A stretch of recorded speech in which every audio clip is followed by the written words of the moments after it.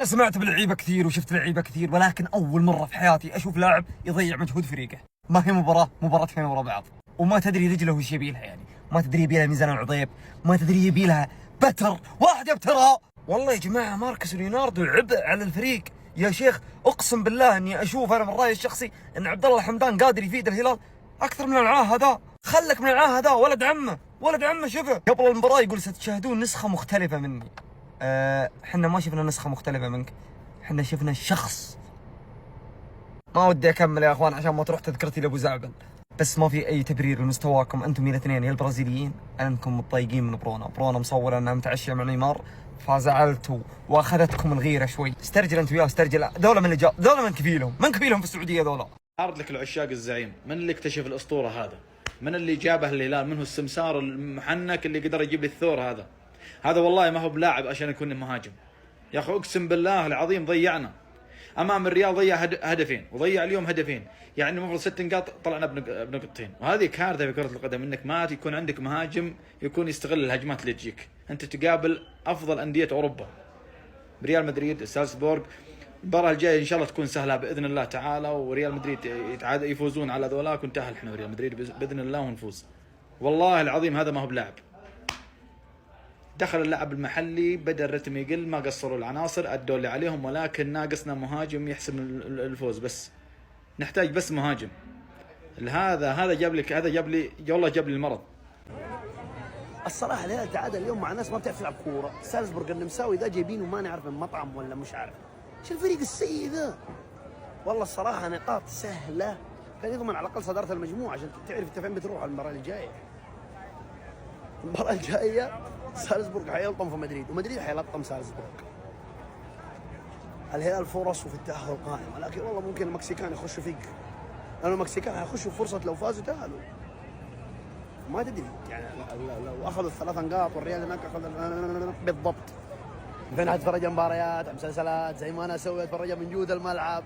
فين حتتفرج مباريات مسلسلات والافلام وكل شيء زي ما انا اسوي، اتفرج من جود الملعب. صح، من سوبر تي في هو نفسه عز تي في، احط لك اياه في البايو. تدلع وتدعي. حسن والله المدرب قسم بالله يا ويلهم الفرق السعوديه من الهلال. اي والله انا اشوف، تعرف اني انا اشجع اهلاوي وانت اتحادي وانت زاكيش هذا عاد ثاني مباراة يا ولد. يا حبيبي طيبين ليش؟ انت مو قلت ستشاهدون شيء مختلف في لقاء الغد، ولا انت قصدك زي كذا المختلف حقك، ولا قصدك لقاء الغد هذا اللي حيسووه معاك، ولا اللقاء الغد جاء وانت تحسب اللقاء الغد يعني ايش ده؟ والله الجماعة سهرونا بس. سالزبورغ ريد بول، ترى هم طلعوا اسم على مسمى، يصحوك وتتضايق يجيك خفقان. واسووا زي كذا جو للعيال خفقان. والله معليش حصل خير، والله هم شاربين تمام انت، والله انت جاهز. معليش والله ضيعتوا كورة كثير عند الباب، يمكن تلاقوها برا. والله اقسم بالله اتوقع ان ريال مدريد حيفوز على سالزبورغ وانت هتفوز على شكشوكة وتتعالوا مع بعض. اذا ما تأهلتوا عادي كأنكم رحتوا رحلة، تعالوا. والله من جد والله. شوفوا المطر يبدأ بقطرة. شوفوا انتوا اخذتوا القطرة الاولى مع ريال مدريد نقطة، القطرة الثانية مع سالزبورغ. المطر حيجي في مباراتكم مع باتشوكا دول مدريد باذن الواحد الاحد حتفوز عليهم، لا تخافوا انتوا تقدروا. والله الهلال اليوم كان قاعد يلعب يعني ولعب، فان شاء الله مثل ما ننتقد لاعبين لازم نمدح اللاعبين اللي قدموا للهلال. بصراحه ناصر الدوسري قدم مباراتين من اعلى طرق الصراحه، امام ريال مدريد وامام سالزبورغ قدم مستوى جبار يشكر عليه صراحه، يعني اداء وقطع وتمرير، ولكن عنده شوي الكنترول يحتاج له فرصه يعني صراحه. مع انزاجي راح يتطور اللاعب. سافيتش مقدم مستويات جباره، نيفز تومبكتي ادى مستوى خرافي. بونو حاجه ثانيه، بونو في عالم اخر للامانه، يعني انقذنا اليوم من هزيمه. الله يعطيهم العافيه اللي ذكرتهم، والباقي ما قصروا، ولكن الرباعي هذا بصراحه قدم مباراتين لامانه ممتازه جدا. لا انت تفهم كرة قدم، ايه تفهم ولعبت وتعرف الجمل التكتيكية والاستحواذ وشخصية الفريق، تفهم. خلي ميولك اكلمك انا، تفهم. اي تفهم. انزاجي هنيئا لجماهير نادي الهلال بهذا المدرب من ثاني مباراة. يا ولد والله فارق. الهلال استحواذ، جمل تكتيكية، بناء هجمة، ضغط عالي، شخصية الفريق يا ولد. حاشرين الفريق النمساوي ما خلاه يشبونه إلا مرة واحدة. كذا يوم تجيب مدرب، يوم تدفع كذا تشوف فريق. يعني الهلال للحين ما غير أجانبه، ما جاب لعيبة جداد، على نفس الفريق اللي العام جاه درب. شوف المدرب كيف زرع الشخصية. والله يا الهلال شوف والله الهلال ايش سوى في الفريق ذا. فهنيئا لنا كهلاليين بالمدرب انزاجي، والله هنيئا لمن؟ كهلاليين. انت واحد منهم؟ انت واحد من الهلالي؟ انت مش انت منهم؟ وانا ايش لابس الفرد خلف الهلال ترى. هنيئا لنا والله. برافو خلاص صرت منهم. ايه خلاص. إيه. فريق النمساوي ذا متى بيهجم ذا. يلا يا اخوان، هذا يلعب في الشامبيونز ليج والله العظيم. شوف هذا يراويك الكورة كيف اتطورت. تيكي تاكا. برافو يا عيال. لودي قوم الله يرضى عليك، مو ناقصينك. ان شاء الله يدخل بليهي.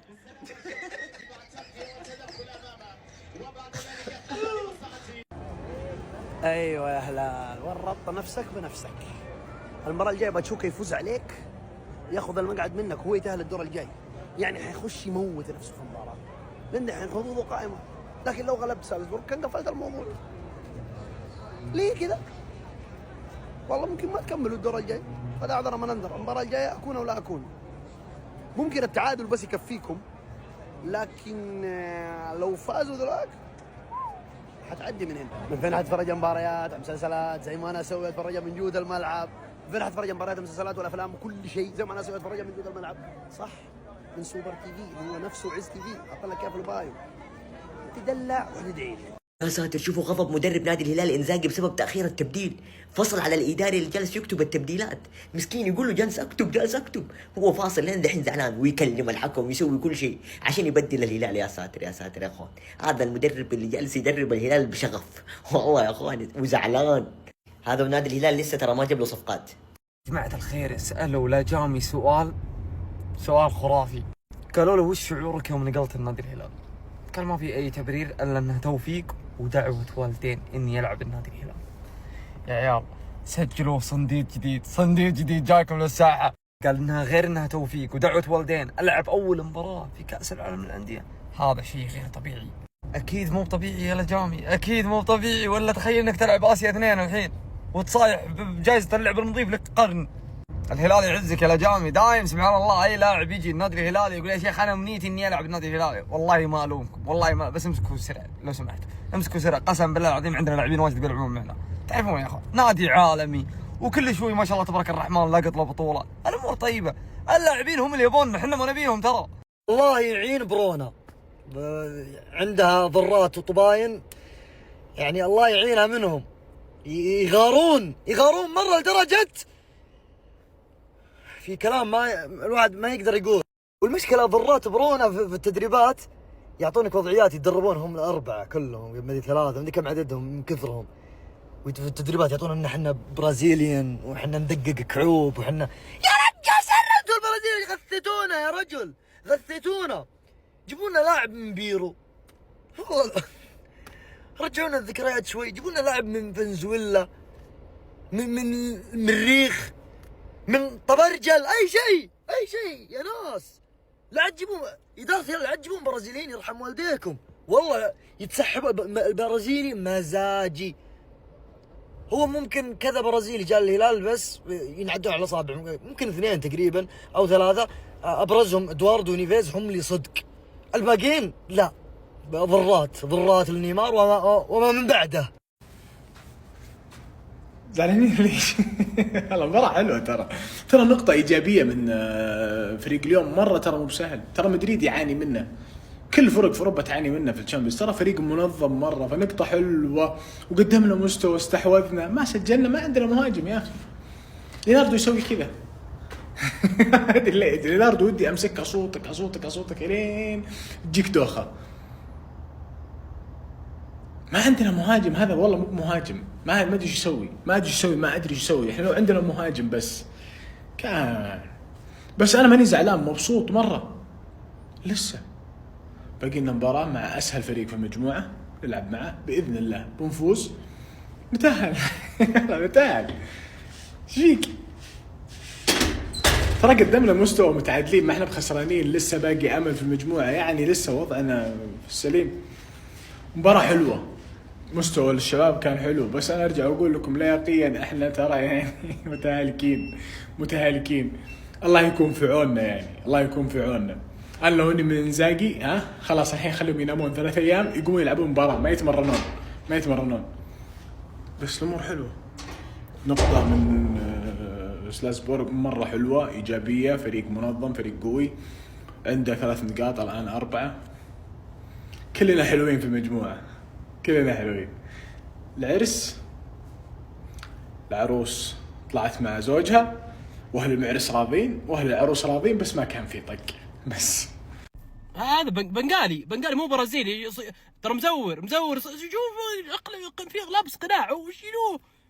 ايش فيك انت؟ ايش فيك؟ غبي. ايش فيك؟ نسيت كيف تعرف تلعب؟ نسيت وين حركاتك ذيك تخش بالكوره وتشوت؟ انا ايش بك نسيتها خليتها في الرياض ورحت معاهم، خذها معاك. تقول والله تشوفون بعد مباراه ريال مدريد يقول تشوفون شيء مختلف. ما متخلف انت ما انت صاحي. جالس سهران اتابعكم للساعه 3 ليه؟ وراي اختبار قمت اراجع. ليه اقعد معاكم للساعه 3 الفجر اتابعكم اشوف لعبكم؟ انا خلني انا، لكن الوطنيه ذبحتني. انا الوطنيه ذبحتني والله العظيم. المفروض اليوم فايزين 3-0 اقل حاجه. ناقص اليوم متروفيتش، والله العظيم هذاك عني اكرهه، لكن اليوم المفروض يكون موجود لانه هو اللي كان بينهيها. ليوناردو هذاك خكري خذوها من عندي، انا اخذت ما هذه معلومات شخصيه. خكري مده اللاعب كف على وجهك انتم مالكم تفحسون، تراكم مره تفحسون. لكن بونو طلع كوره من الباب ترى جني بونو جني قره، اقول لك قره هذا جني بونو. كان هنا فجاه جاء هنا، ترى شفت هدف، انا شفته في الشباك كيف راح ورجع ما ادري، ردها كذا طلعت يد من هنا من جيبه، طلعت يد ردت الكوره. ما شاء الله تبارك الله، ما شاء الله تبارك الله يا بونو، ما شاء الله. يلا حيه. وين؟ ايش في؟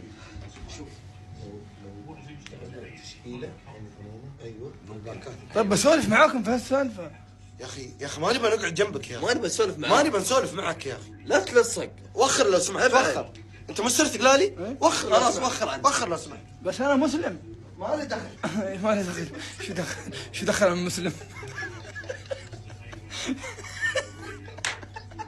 شو دخل انا مسلم؟ لانه الهلال فريق بطولات فعنده اعداء كثير.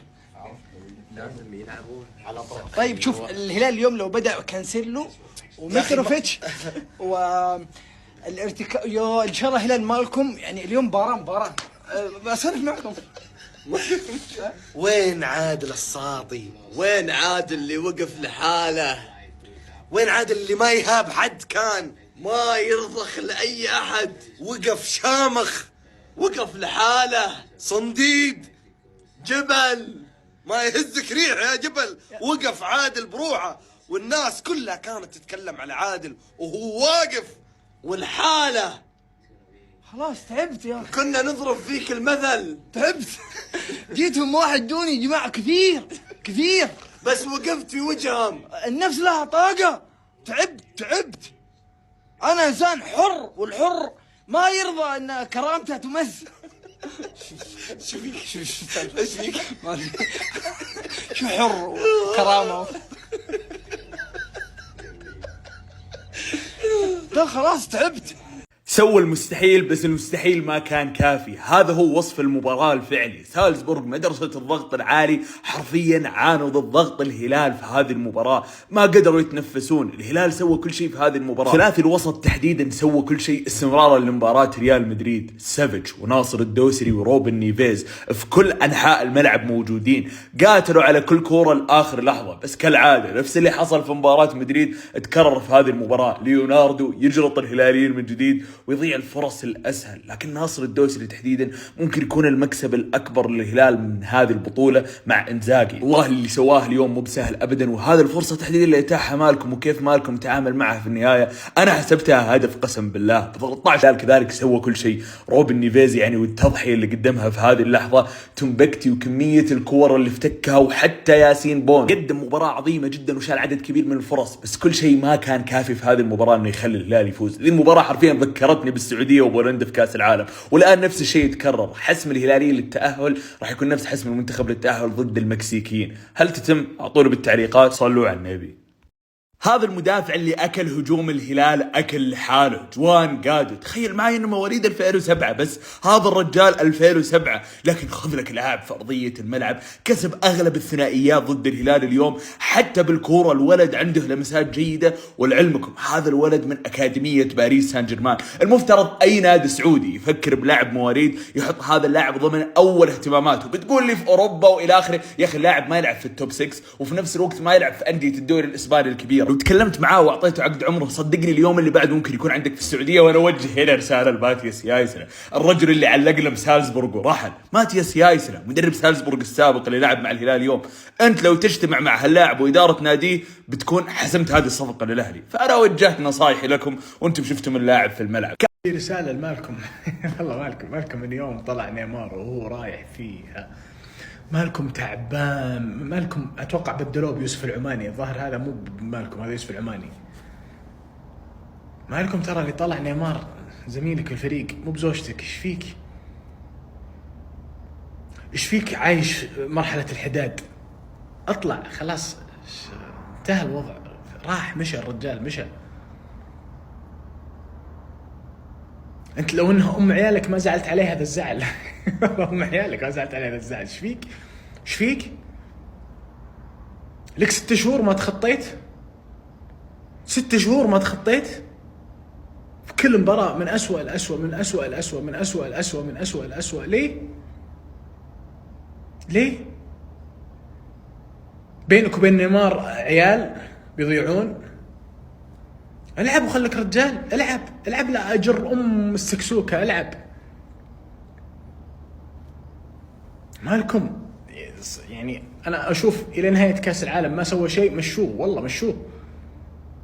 مشوه ولا شوفوا له أحد يصلح بينه وبين نيمار، يرجع نيمار يشوف له حل، لأن هذا ما يلعب إلا بنيمار. إيش معنى أم عيالك؟ مالكم أنتوا ليوناردو. وش ذا؟ أبي أعرف أنا وش ذا؟ إلى متى علموني؟ أجيب لكم كعب عشان تسحبون؟ ها رايحين تقضون، رايحين أنتم راح تسوون شوبينج. ها أنا قايل لكم هذا مالكم ما يصح حتى تودي سيفورا، أقسم بالله يسوي كذا. أنا استحبت والله مواصل. أنا حرام عليكم، أنا أشوف البرازيليتين ذولي تعبوني نفسيا أقسم. إيش تبغى أنت؟ مشتاقين نيمار، تبغون نيمار؟ ما في نيمار راح يا جحلوطي أنت وياه.